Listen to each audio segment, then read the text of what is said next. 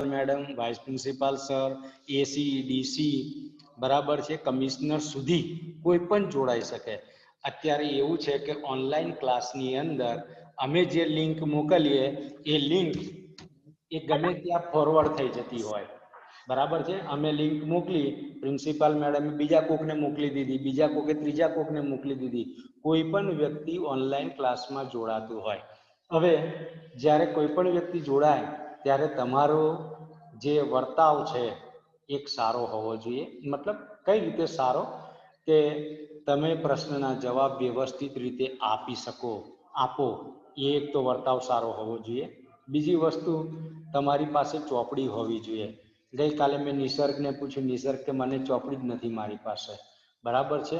આજે 10મા ધોરણમાં છો અને 8-9 ચેપ્ટર તમારા ચાલી ગયા છે, ચોપડી નથી. ઈ ટેક્સ્ટ બુક હશે પણ એ નથી, તો થોડું ધ્યાન રાખવાનું. તમારે ચોપડી પણ પોતાની પાસે હોય એવા પ્રયત્ન કરવાના.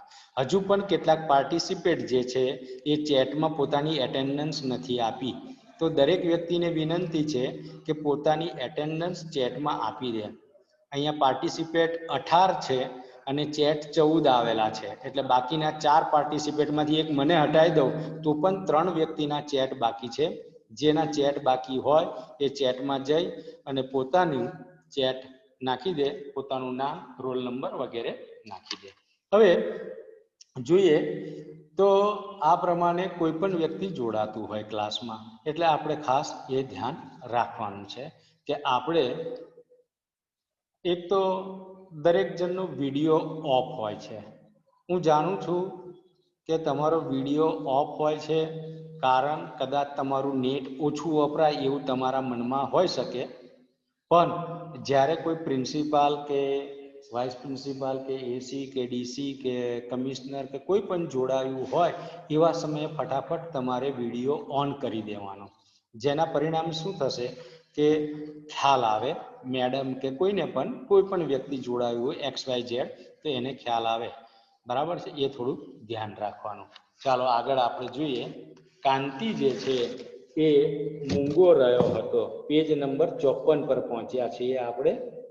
ગઈકાલે 54 પર પહોંચ્યા હતા. કંચન માસી અને એમના વર પોટલું સોંપીને આવ્યા હતા. ત્યાં જ આવ્યા હતા ને આપણે?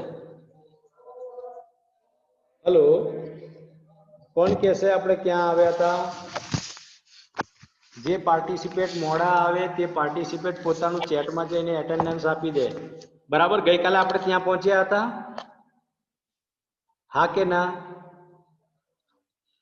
ફરીથી પેજ નંબર 54 પર કાંતિ મૂંગો રહ્યો હતો, ત્યાં આપણે પહોંચ્યા હતા. હા બેટા, કાંતિને બા પાસે જવું હતું ત્યાં આયા. ચાલો, કાંતિને બા પાસે જવું હતું પણ રમાને એ સાંજે પેટમાં દુખવા આવ્યું. રાત્રે ઉલટી થઈ, રમા માંદી પડી ગઈ. કાંતિ બા પાસે જઈ શક્યો નથી. હજુ પણ ચેટની અંદર 2 જણા જોડાયા નથી, તે ચેટ મોકલી આપજો. હે ને, જે પણ આવે મોડા એ ચેટમાં પોતાની એટેન્ડન્સ આપી દે. કાંતિને બા પાસે જવું હતું પણ રમાને એ સાંજે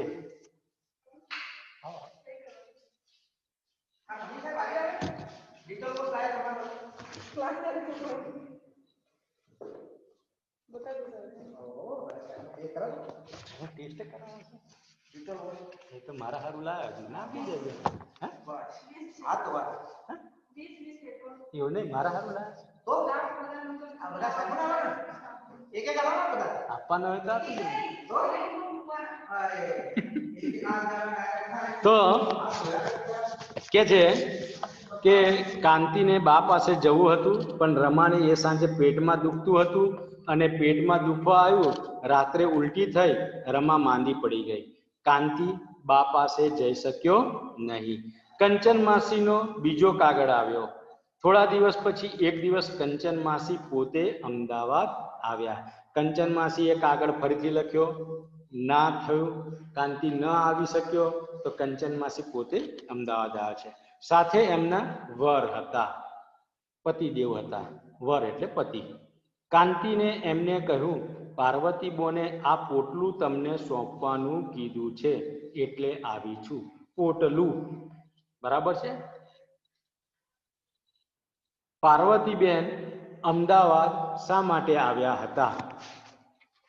પ્રશ્ન, પાર્વતીબેન અમદાવાદ શા માટે આવ્યા હતા?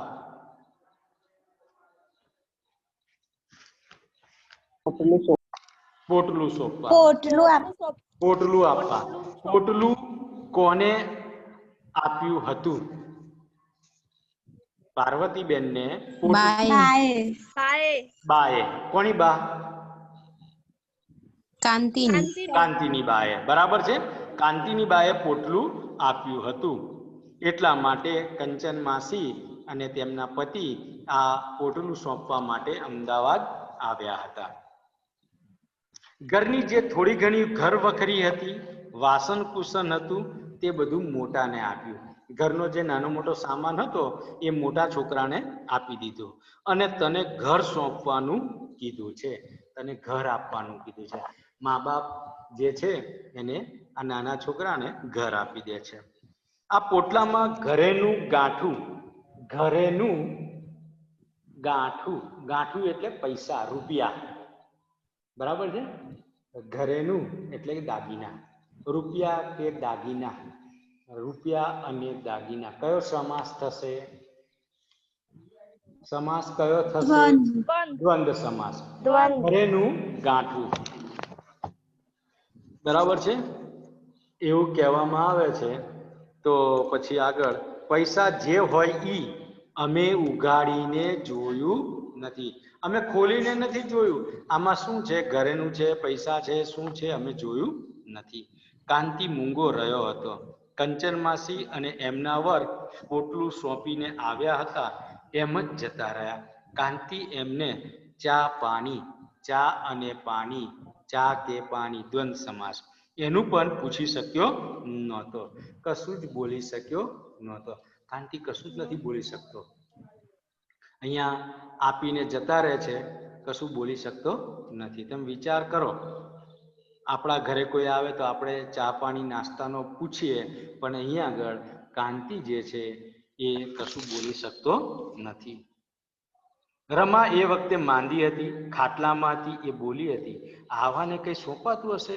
ડોશી જેવું મૂરખ કોઈ નહીં હોય. જુઓ, રમા એની પત્ની જે છે એ કહે છે કે આ પૈસા છે, આવું બધું કોઈ જ ના એને સોંપાય. સોંપાય જ નહીં. આ ડોશીમાં કેવા છે? મૂરખ છે. પોટલીમાં કોઈ પૈસાને ઘરેણા રાખતું હશે? આમાંથી કાઢી લેતા કેટલી વાર લાગે? જો ધારે તો આ કઈ રીતે કાઢી પણ લે.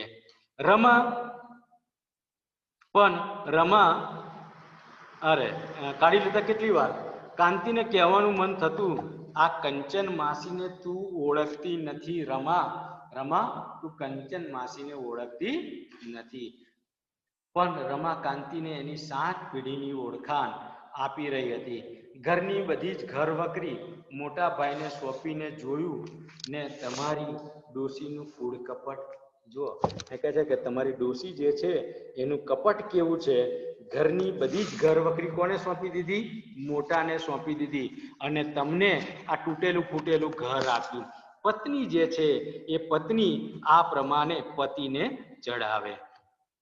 કાંતિએ નીચું જોઈ પોટલું ખોલ્યું હતું. એમાં પૈસા હતા. એ બરાબર અણીના વખતે એને કામ લાગ્યા.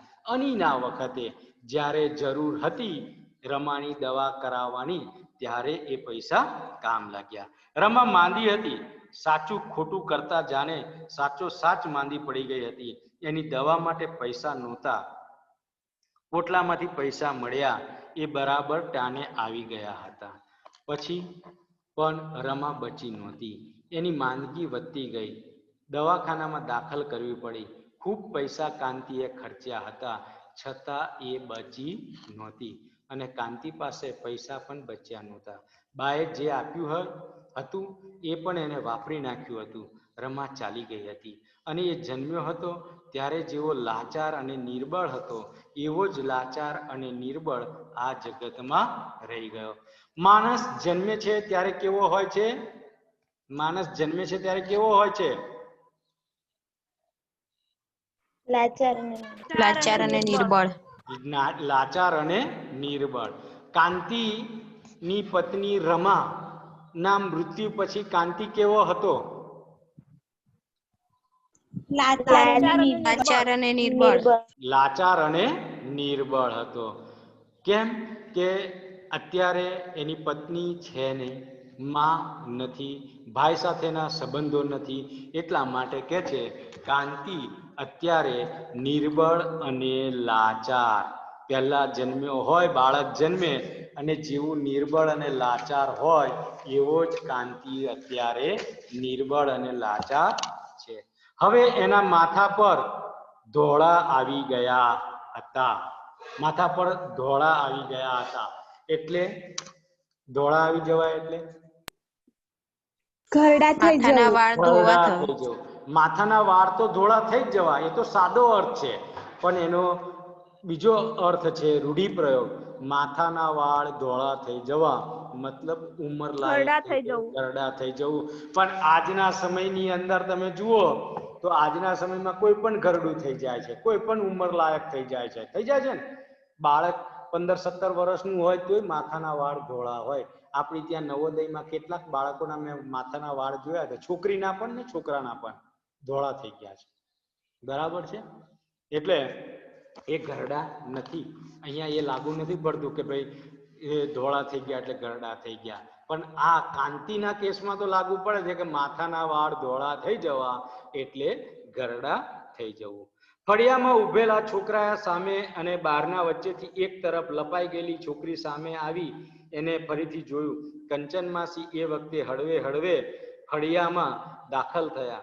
માંદા હોય એમ લાગતું હતું. આવી ગયો ભાઈ? હા, એ હાંફતા હાંફતા બોલ્યા, શરીર સારું છે ને? પછી રડવા લાગ્યા. જુઓ, પહેલાના સમયના માણસો જે છે એ કેવા લાગણીશીલ હતા.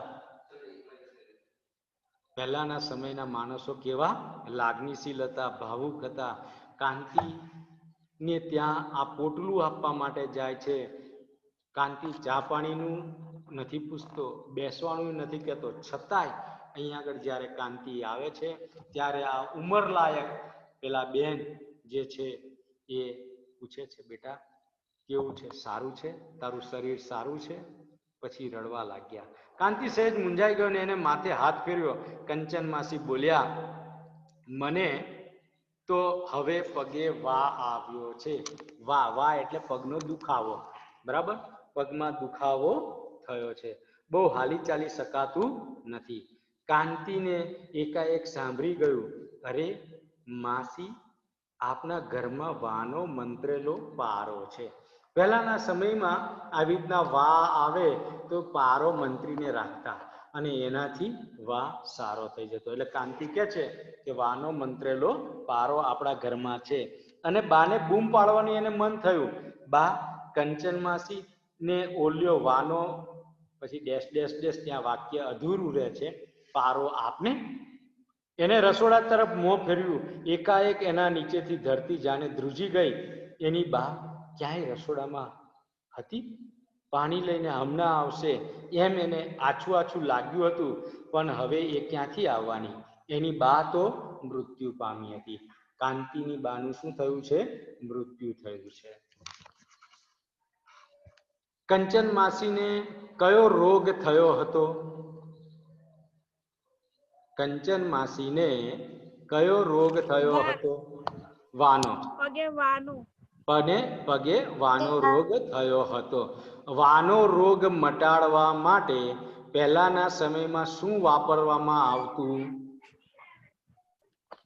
મંત્રેલો પારો. સરસ, વેરી ગુડ. મંત્રેલો પારો વાપરવામાં આવતું. કંચન માસી તે દિવસે એને ત્યાં અમદાવાદ પોટલું લઈને આવ્યા એ પહેલા જ બા મૃત્યુ પામી હતી. કંચન માસી પાસે બાએ કાગળ લખાવ્યો હતો, તાર કરાવ્યો હતો, પણ કાંતિ જઈ શક્યો નહોતો. પણ બાને ક્યારેય રીસ ચડી નહોતી. રીસ, ગુસ્સો, બાને ક્યારેય રીસ નથી ચડી. કાંતિ નથી આવ્યો, કાગળ લખાવ્યો, તાર કરાવ્યો. ટેલિગ્રામ નામની એક સેવા હતી, તમને કદાચ ખબર હોય પણ ખરી, ના પણ હોય. કારણ કે આજના સમયમાં ટેલિગ્રામ નામની સેવા આપણા દેશમાંથી બંધ કરવામાં આવી છે, તારની સેવા, બરાબર છે. આજે તો મોબાઈલ જ એવું થઈ ગયું છે સાધન, તો ગમે ત્યાં તમે હોય દુનિયાના છેડા પર વાત થઈ જાય, તમારો વિડીયો દેખાઈ જાય, બધું ખબર પડી જાય. પણ પહેલાના સમયમાં ટેલિગ્રામનો ઉપયોગ કરવામાં આવતો હતો. અહીંયા આગળ ટેલિગ્રામ અત્યારે બંધ છે. પણ બ્યાને ક્યારે રીસ ચડી નહોતી, કાંતિ પર ક્યારે રીસ ચડતી નહોતી. પોટલું, ઘરેના ગાંઠા, પૈસા જે કંઈ હતું, અને આ ઘરમાં કાંતિ જન્મ્યો હતો. ક્યારામાં છોડ પાંગરે એમ આ ઘરમાં એ મોટો થયો હતો. આ ઘરની દિવાલોમાં એનું હાસ્ય, એનું રુદન, એની રીસ, એનો આનંદ, એની બાનું હેત, એની બાના છનકા, કાંતિના છનકા. કાંતિ દિવાલો સામે જોવા લાગ્યો. વાદળા ધીમે ધીમે સ્થિતિજમાં સમાઈ જાય એમ બધું જ ધીમે ધીમે ડૂબી ગયું હતું. બા નહોતી, કશું જ નહોતું, ઘરમાં નહોતું, ખાલી ખોરડું હતું. હવે જુઓ, ઘરમાં હવે બા નથી. બા ક્ષિતિજની અંદર સમાઈ ગઈ છે. જ્યાં આકાશ અને ધરતી ભેગી થતી હોય એવી જે જગ્યા, હકીકતમાં ભેગી નથી થતી, આપણે દૂરથી જોઈએ તો દૂરથી આકાશ અને ધરતી એક થઈ જતી હોય એવી જગ્યા લાગે, પણ હકીકતમાં ત્યાં પહોંચે તો એવું હોય નહીં. તો કે છે એવી સ્થિતિજની અંદર બા જતી રહી હતી. બા જે છે એનું મૃત્યુ થયેલું છે. ઘરની દિવાલોની અંદર કાંતિને શું જોવા મળ્યું? એનું હાસ્ય, એનું રુદન, એની રીસ, આનંદ, બાનો હેત, બાના છનકા, એના છનકા, આ બધું જ ઘરની દિવાલોમાં એને જોવા મળ્યું. એટલે કે એનું બાળપણ જન્મ્યો ત્યાંથી લઈ અને મોટો થયો ત્યાં સુધીનું બધું જ એને ત્યાં આગળ જોવા મળ્યું. ઘોડ કર્યા વિનાની ભીતો હતી, ગાર કર્યા વિનાની ઓસરી હતી, ફળિયું હતું, પહોળું, મોટું, એકલું ફળિયું હતું. બા નહોતી, કોઈ નહોતું. કાંતિ એકલો હતો. કંચન માસી હતા, થોડે દૂર બેઠા હતા, રડતા હતા. દોડીને એમની આંગળી પકડી લેવાનું મન થયું, પણ એ ઉઠી શક્યો નહીં. એક ડૂસકું એને આવી ગયું. એની બા, એની જનેતા એને જન્મ આપીને આ દુનિયામાં એકલા છોડીને જતી રહી હતી, અને માથા પર એના વાળ ધોળા થઈ ગયા હતા. એ રડી પડ્યો. અહીંયા આગળ વાર્તા જે છે, વાર્તાનો અંત કરુણ આવે છે. કાંતિ વાર્તાના અંતે રડી પડે છે. વાર્તાનો અંત કરુણ આવતો હોય છે. અહીંયા હવે કોઈ નથી, જન્મ આપનારી મા પણ નથી, કે એની સાથે જે રહેનારા બીજા કોઈ હતા એ ઘરમાં કોઈ સભ્ય નથી. હવે કાંતિ એકલો છે, એકલો છે, બરાબર છે. અને આપણે પણ જિંદગીમાં ક્યારેક આવી સિચ્યુએશન આવતી હોય છે, ત્યારે આવી સિચ્યુએશનને આપણે સમજવાની જરૂર છે, અને એ આપણે જીરવવાની જરૂર હોય છે. જોઈએ પ્રશ્ન. કાંતિ ઘેર આવતો ત્યારે બા તેના ખાલી જગ્યા લેતી. શું લેતી? દુખણા. દુખણા. ઓવારના. ઓવારના. બંને શબ્દ બરાબર છે. પણ પરીક્ષામાં માની લો કે તમને દુખના આપ્યું હોય તો દુખના લખવું, ઓવારના આપ્યું હોય તો ઓવારના લખવું. ધ્યાન રાખવાનું. હાય હાય, આંખ ફૂટી ગઈ કે શું? આ વાક્ય કોણ બોલે છે? કોને કહે છે? કંચન માસી બાને. બરાબર, સરસ. કંચન માસી બાને. બરાબર. વાર્તાના અંતે કાંતિ શા કારણે રડી પડ્યો? એની બા પણ નહોતી અને એની જનેતા પણ એની જોડે નહોતી. કાંતિની બા તેને એકલો છોડીને ગુજરી ગઈ હતી. તેની જનેતા અત્યારે છે નહીં. કાંતિની પત્ની રમાના વિચાર મુજબ બાના ગયા પછી બાની સઘળી સંપત્તિ કોને મળવાની હતી?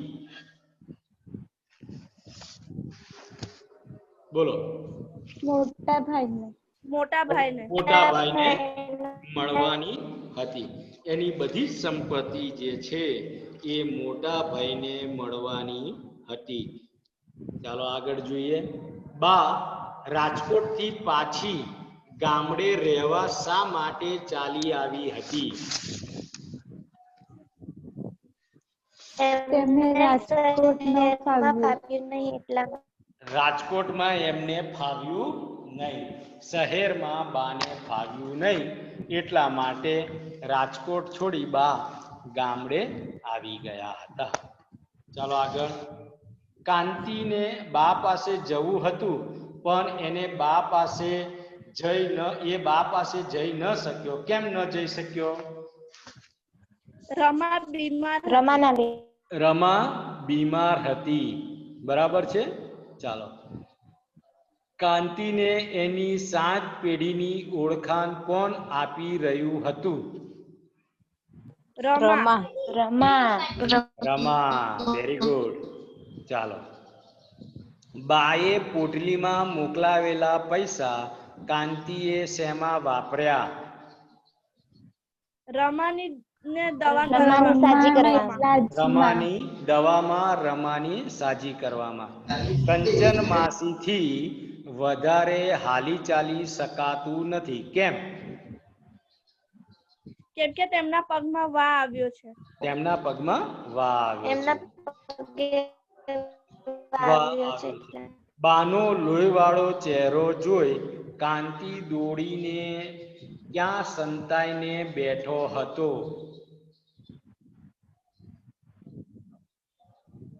ઓરડામાં, હરજીવન મિસ્ત્રીના ખાંચામાં, ઘરની પાછળના ભાગમાં કે ફળિયાની પાછળ ઝાડ નીચે? હરજીવન મિસ્ત્રીના ખાંચામાં. બરાબર. કાંતિ કોની દુકાનેથી પાન ખાતો હતો? મનોહર પાન હાઉસ, અશોક પાન હાઉસ, ભગતની દુકાન કે કનૈયાની દુકાન? ભગતની દુકાન. લેખકના મતે રમાએ કાંતિને બા પાસેથી કેવી રીતે વાળી લીધો હતો?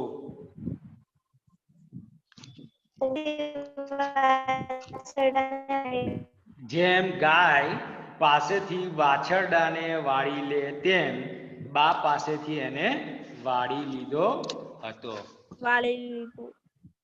ચાલો આગળ જોઈએ. નાગા ફુગા છોકરાએ ફેંકેલ પથ્થર ક્યાં જઈને પડ્યો?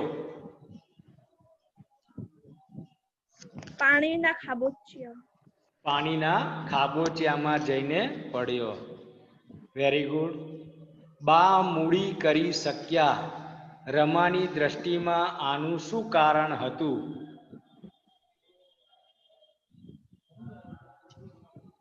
કે કાંતિએ પૈસા મોકલ્યા એટલે એ મૂડી કરી શક્યા. કાંતિએ પૈસા મોકલ્યા અને બા જે છે એ કસબી હતા, એટલે બધું કમાઈ લેતા હતા અને એને પરિણામે બા મૂડી કરી શક્યા. બરાબર છે. કાંતિના બા કયા કયા કામમાં જાણકારી રાખતા હતા?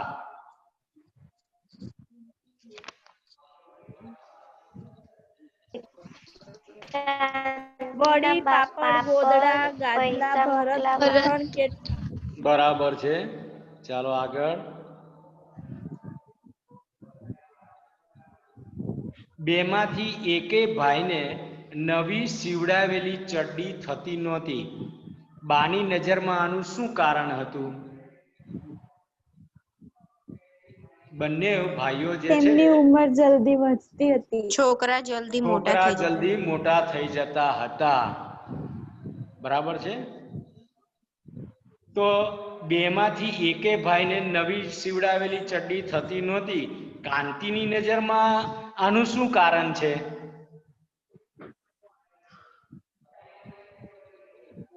બા શું કરતી હતી? કપડું ઓછું આપતી હતી. બરાબર છે.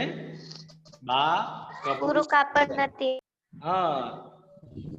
કાંતિ ભગતની દુકાને શું ખાવા જતો હતો? પાન. હા. કાંતિને પરિચિત શેરી કેવી લાગી? સુંદર, ભારે, જાણીતી કે અપરિચિત? અપરિચિત. અપરિચિત. અપરિચિત. રમાનો સ્વભાવ આ પાઠના આધારે તમને કેવો લાગ્યો? ઉદાર, પરોપકારી, સ્વાર્થી કે નિસ્વાર્થી? સ્વાર્થી. સ્વાર્થી. સ્વાર્થી. બરાબર છે. કોરે શબ્દનો શિષ્ટ ભાષાનો શબ્દ બતાવો. આ તળપદા શબ્દ જે છે એના સામાન્ય ભાષામાં કયો શબ્દ વપરાય? કોરે. તરફ. તરફ. દુખના. તરફ. દુખના. ઓવારણા. ઓવારણા. ઉગમનું. ઉગમનું. પૂર્વ દિશા. બોન. બોન. બહેન. ગાર. ગારો. ગારો. હા, ગાર એટલે છાન માટીનું મિશ્રણ. બરાબર છે. ટેમસર. ટેમસર. ટાઈમસર. સમયસર. ટાઈમસર. લોહવાટ. ચિંતા. ચિંતા. લોહવાટ એટલે ચિંતા. દી. દિવસ. દિવસ. દિવસ. દી એટલે દિવસ. ટાને. સમય. સમય. રૂઢિપ્રયોગનો અર્થ કહેવાનો છે તમારે. પગ ભારે થઈ જવા. જતા સંકોચ. સંકોચ થવો. માઠું લાગવું. લાગણી દુભાવવી. દુભાવવી. જિંદગી માનવી. મજા કરવી. મજા કરવી. રફુ ચક્કર થઈ જવું. ભાગી જવું. ભાગી જવું. ચેન ન પડવું. ચેન ન ગમવું નહીં. ગમવું નહીં. વાળ ધોળા થઈ જવા. ઉંમર વધી જવી. ઉંમર વધી જવી.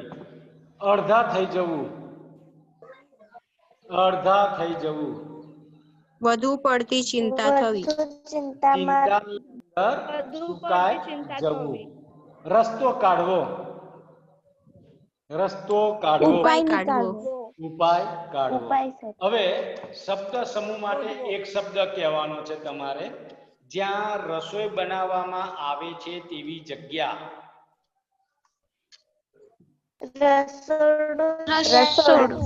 રસોડું અથવા પાકશાળા.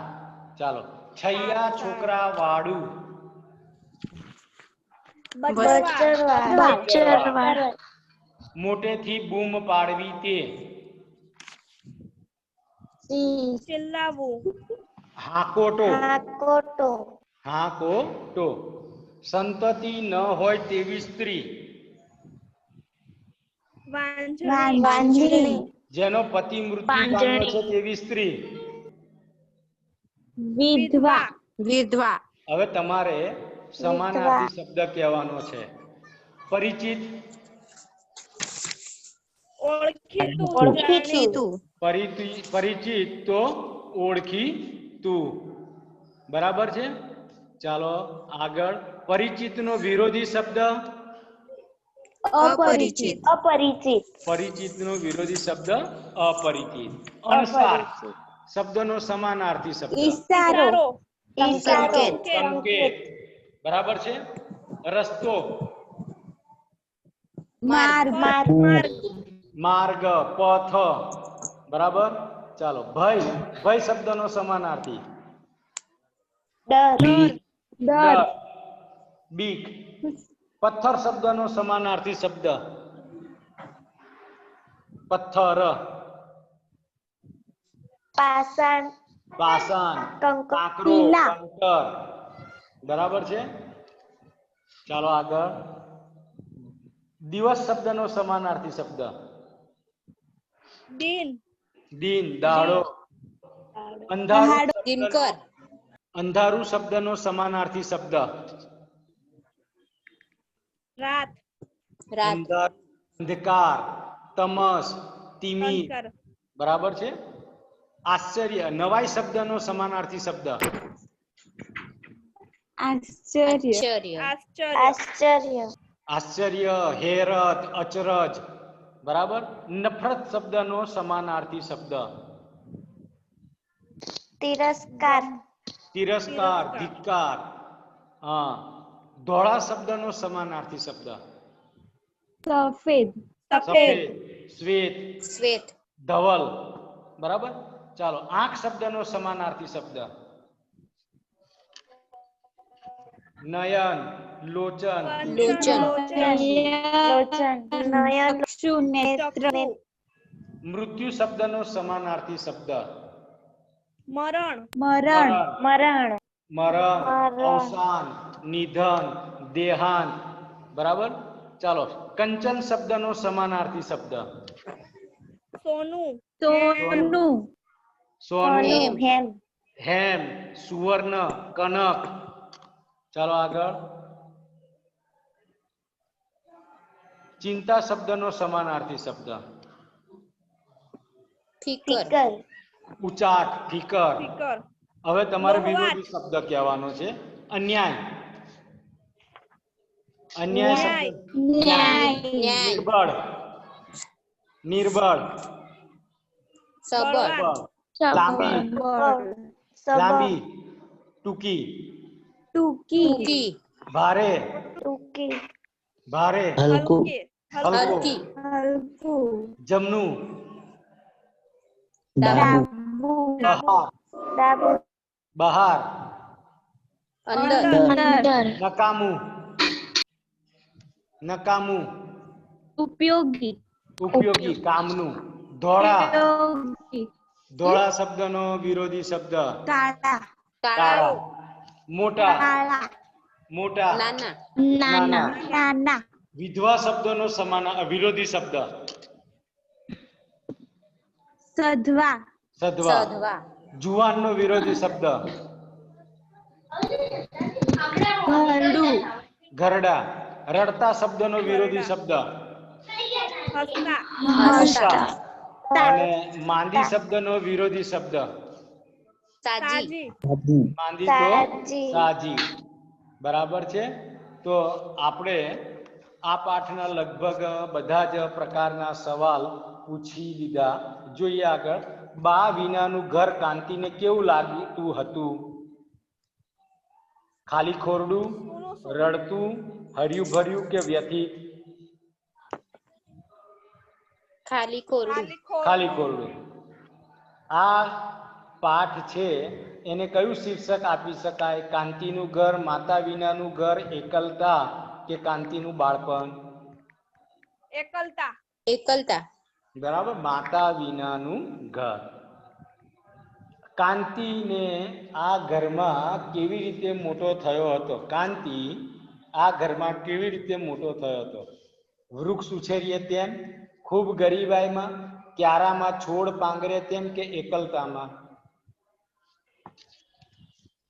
ગરીબાઈમાં ક્યારામાં છોડ ક્યારામાં છોડ પાંગરે તેમ. બરાબર છે. અહીંયા આગળ આપણે મીટિંગ આપણી પૂરી કરીએ છીએ. કોઈને કોઈ પ્રશ્ન છે? કોઈને કોઈ પ્રશ્ન છે? કશું પૂછવું છે? ના. આપણો આ 10 લેસન પૂરા થઈ ગયા. હા, હાફ યરલી આપણી પરીક્ષા જે છે એ આપણી હાફ યરલી પરીક્ષા 5 ઓક્ટોબરથી શરૂ થશે. બરાબર. 5 ઓક્ટોબરથી 15 ઓક્ટોબર સુધી. એટલે તમે એ પ્રમાણે તૈયારી કરતા રહેજો. બરાબર. બીજી વસ્તુ, આવતીકાલે ટીચર્સ ડે છે તો આવતીકાલે પીરિયડ નહીં લઈએ, પણ પેલા 12માના બાળકો જે છે એ તમારો પીરિયડ લેશે. કોણ લેશે એ મને ખબર નથી. જે હશે તે તમને પછી જણાવવામાં આવશે. જે કંઈ હશે તે જણાવશે. ઠીક છે.